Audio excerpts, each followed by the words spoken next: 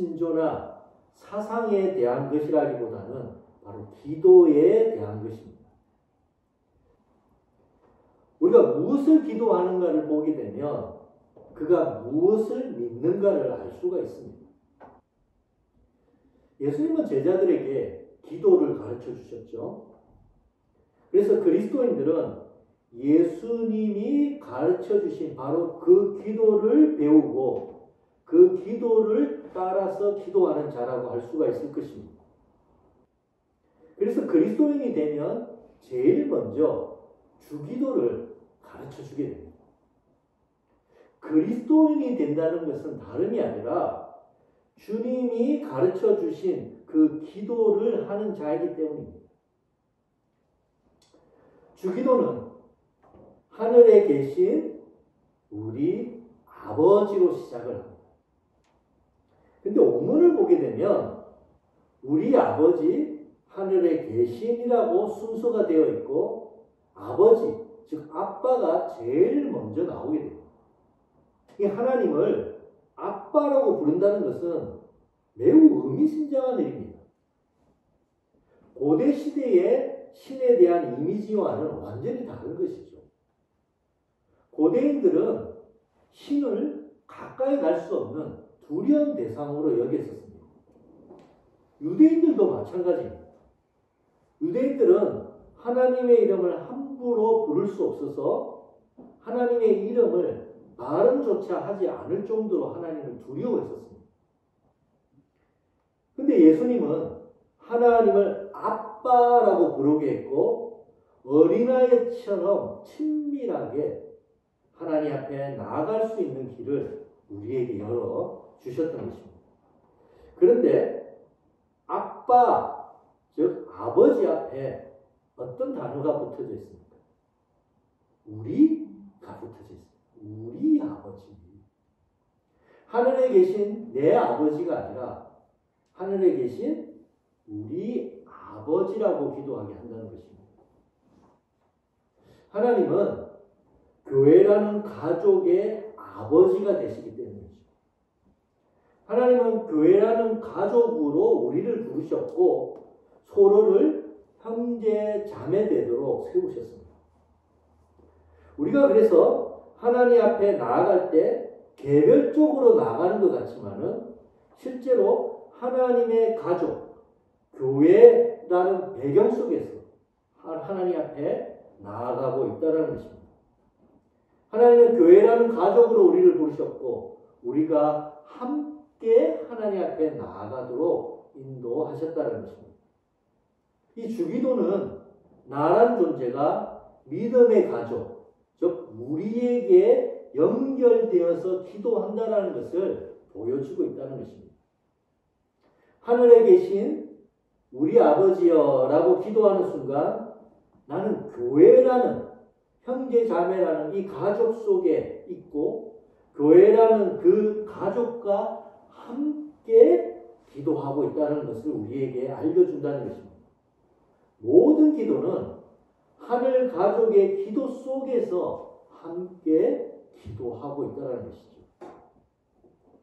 더 나아가서 이 주기도문을 하게 되면 역사와 시간과 공간을 뛰어넘는 큰 가족, 하늘 가족의 이론 속에 내가 있다는 것을 알게 된다는 것입니다.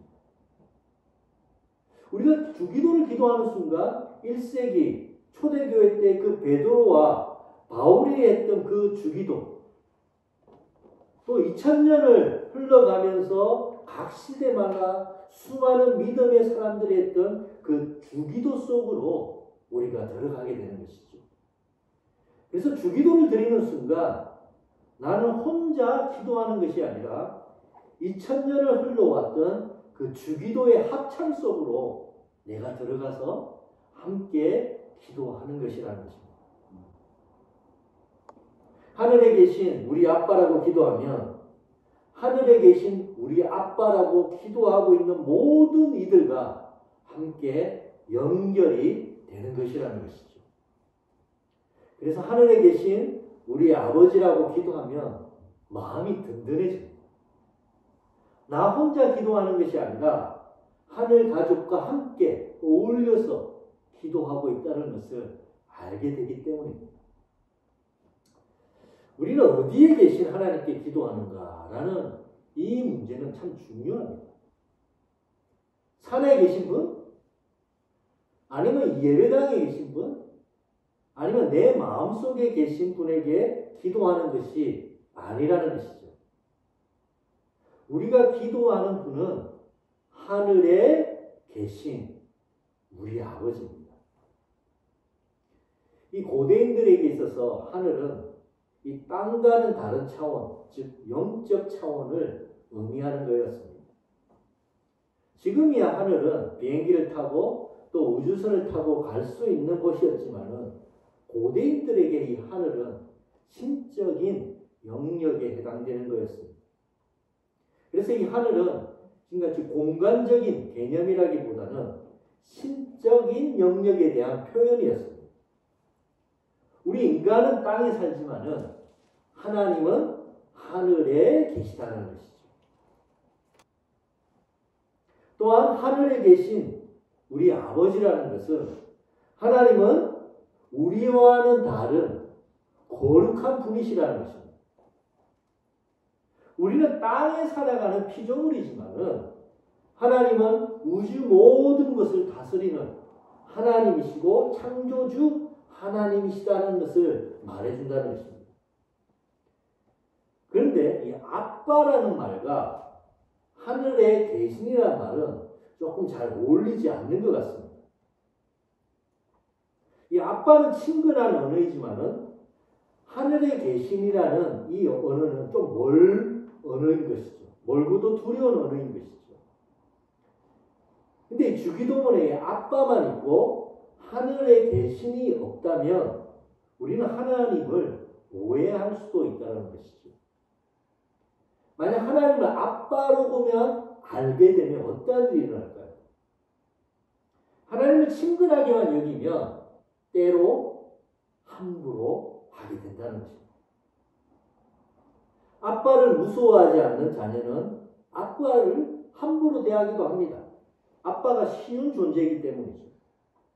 그래서 자녀는 아빠를 부리려고 하죠. 다 들어주니 내가 말하면 당연히 들어줘야 된다라고 그렇게 여긴다는 것입니다. 그래서 안 들어주면 짜증을 내고 화를 내는 것이죠.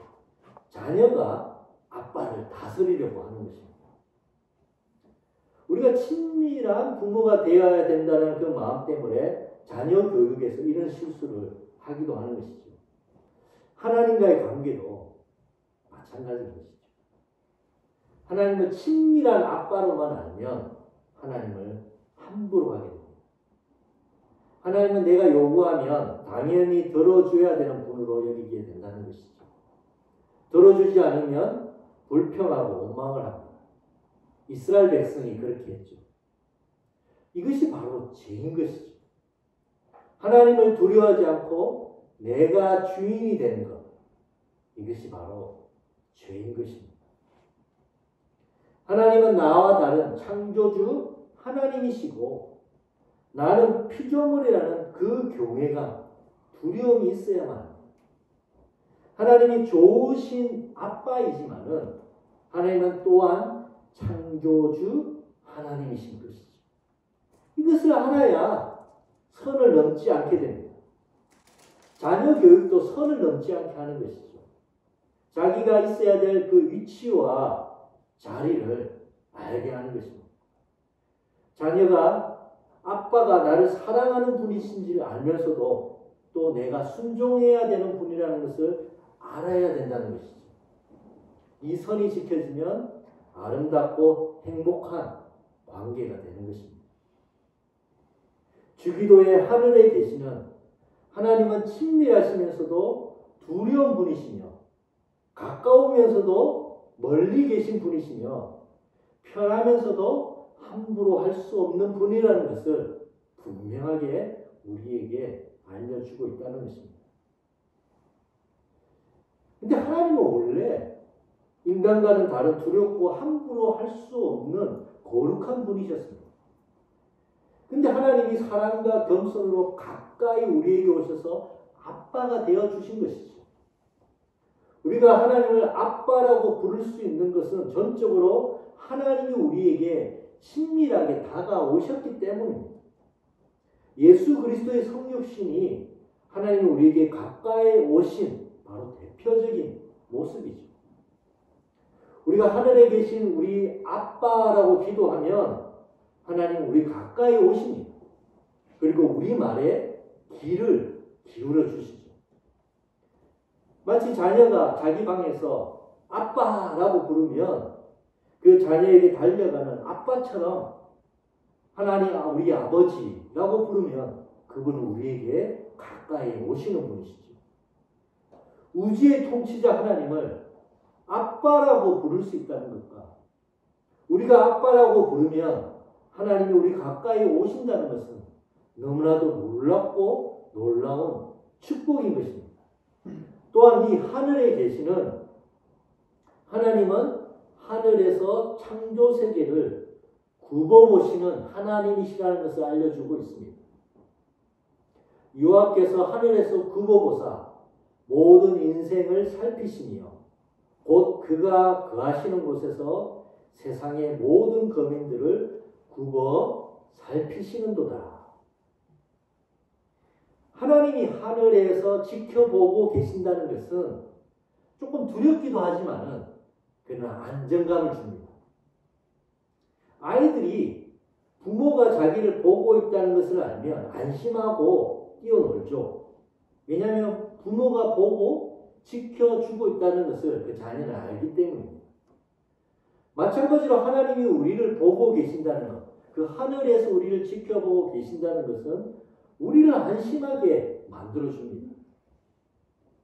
우리가 살아가는 이 땅은 불의와 사고로 가득 차 있습니다. 피해를 입기도 하고 억울한 상황에 우리가 거하기도 하죠. 근데 하나님은 다 보고 계십니다. 요즘은 CCTV가 있어서 웬만한 범죄는 CCTV로 다 잡아내죠. 근데 이 CCTV는 메모리에 한계가 있어서 지나간 것은 다 삭제가 됩니다. 근데 하나님의 메모리는 무한대이죠. 모든 것을 보시고 모든 것을 기억하시고 모든 것이 하나님 앞에 저장되어 있습니다. 마지막 날에 반드시 공의와 정의로 대하실 것입니다. 억울한 자의 눈물을 닦아주시고 악을 행한 자를 부끄럽게 하실 것이죠. 우리가 하늘에 계신 우리 아버지라고 우리가 기도할 때 하늘에서 다 보고 계시는 그 아버지에게 우리는 기도하고 있다는 것입니다. 지금도 그분은 우리를 보고 계십니다. 우리의 모든 상황, 우리의 여건은 우리가 겪는 모든 것들 다 보고 계십니다. 하늘에 계신 우리 아버지는 그 하늘에서 우리를 지켜보고 계시는 것이죠. 그 사실이 우리를 안심하게 만든다는 것입니다. 하늘에 계신 우리 아버지, 아버지의 이름을 거룩하게 하시며 하나님의 이름이 계십니다. 하나님은 광야에서 양을 치던 모세에게 나타나서 애굽에서 고통받는 이스라엘 백성들을 구원해 내겠다라고 말씀하시죠. 그리고 하나님의 이름을 모세에게 알려주셨습니다. 우리가 이름을 안다는 것, 누군가의 이름을 안다는 것은 놀라운 사건입니다. 이름을 모른 채 김아무개, 홍길동이라고 하는 것은 그와 나가 관계가 없다라는 것을 얘기합니다. 근데 우리가 이름을 알게 되면 그 사람과 관계가 맺어지고 상관이 있는 자가 되어지는 것이죠. 여러분 아시는 시일지 모르겠지만 김춘수의 꽃이라는 시가 있습니다.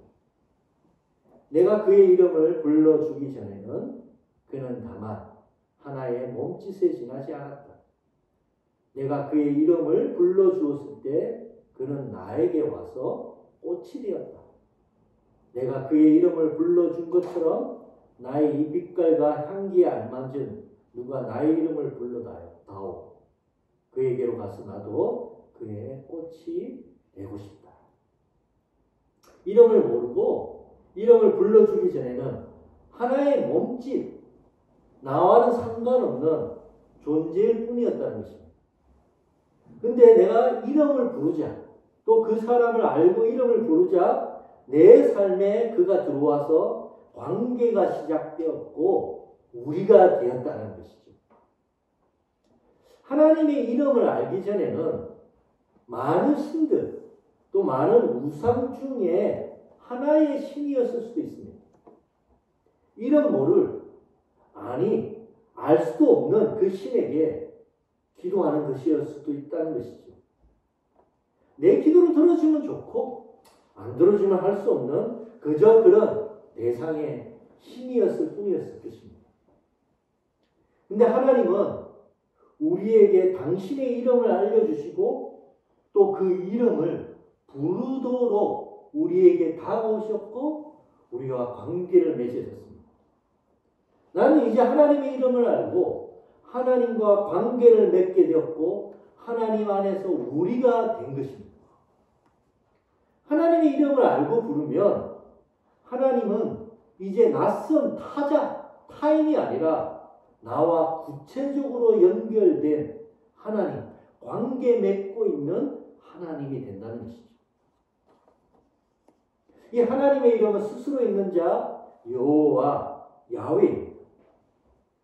여호와라는 이름을 가진 그 신이 우리를 찾아와서 이름을 알려주시고 우리의 이름을 불러주신 것이죠. 하나님은 내 이름을 알고 나는 하나님의 이름을 알고 있는 것입니다. 서로의 이름을 안다는 그것은 엄청난 사건이고 그 일을 통해서 우리는 서로 연결되기 시작했고 관계가 맺기 시작했고 서로 상관이 있는 우리가 된 것입니다.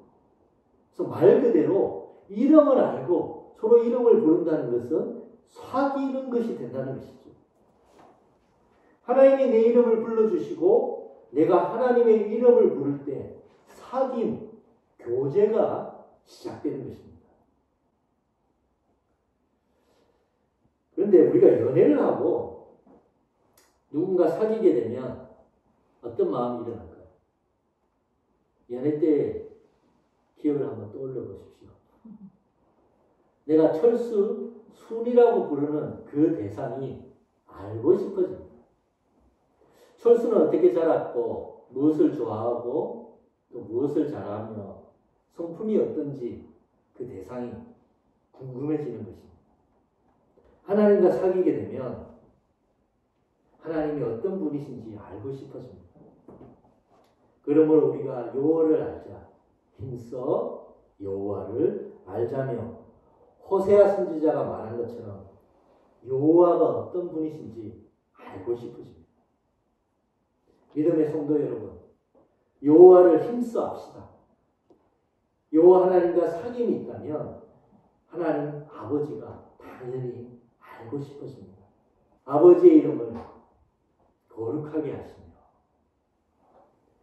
하나님을 알면 하나님을 찬양할 수밖에 없습니다.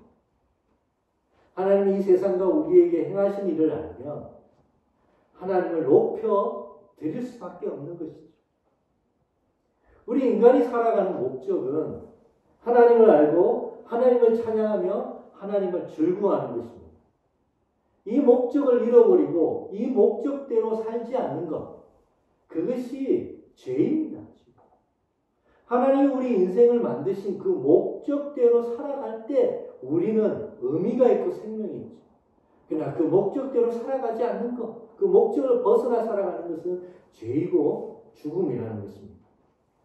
하나님이 아닌 다른 것, 내 자신이나 자녀나 성공과 돈을 찬양하고 기뻐하는 것, 그것은 죄입니다. 우리 인생은 하나님을 찬양하고 기뻐하도록 지음을 받았습니다.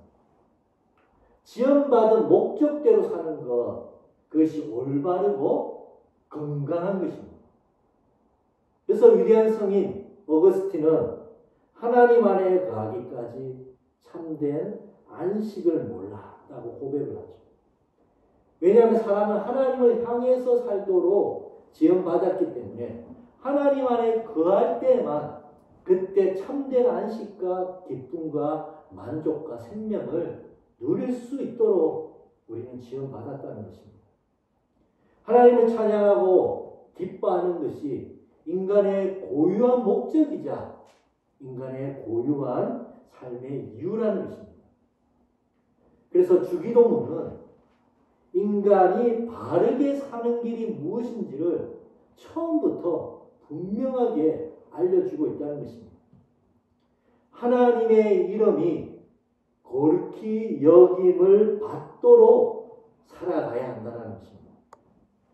그래서 주기도문은 하나님 예배로 향하고 있는 것이죠. 이름이 거룩히 여김을 받으시오며. 오늘 우리는 주님이 가르쳐 주신 기도의 첫 귀절을 살펴보았습니다. 하늘에 계신 우리 아버지, 아버지의 이름을 거룩하게 하시며, 이 한 구절의 기도에 신앙의 모든 것이 다 들어가 있습니다. 하나님은 좋으신 아빠 되십니다. 하나님은 우리를 가족으로 부르셨고 함께 기도하도록 우리를 부르셨죠. 하나님은 아빠처럼 친밀하시면서 하나님은 그러나 온 세상을 지으시고 이 다스리시는 왕 되신 창조주 하나님이십니다. 하나님은 하늘 보좌에서 우리를 다 지켜보고 계시며 이 세상 모든 것을 보고 계십니다. 하나님은 우리에게 이름을 알려주셨고 우리의 이름을 아시며 우리와 연결되셨습니다. 그러니 하나님을 기뻐하고 찬양하는 것이 우리는 마땅한 것이라는 것이죠. 우리는 하늘에 계신 우리 아버지의 이름을 거룩하게 하시며라고 기도하는 하나님의 자녀들입니다. 아빠 되시고 우주의 왕 되신 하나님을 기뻐하고 찬양하는 축복된 삶 되시기를 주님의 이름으로 축원드립니다. 아멘.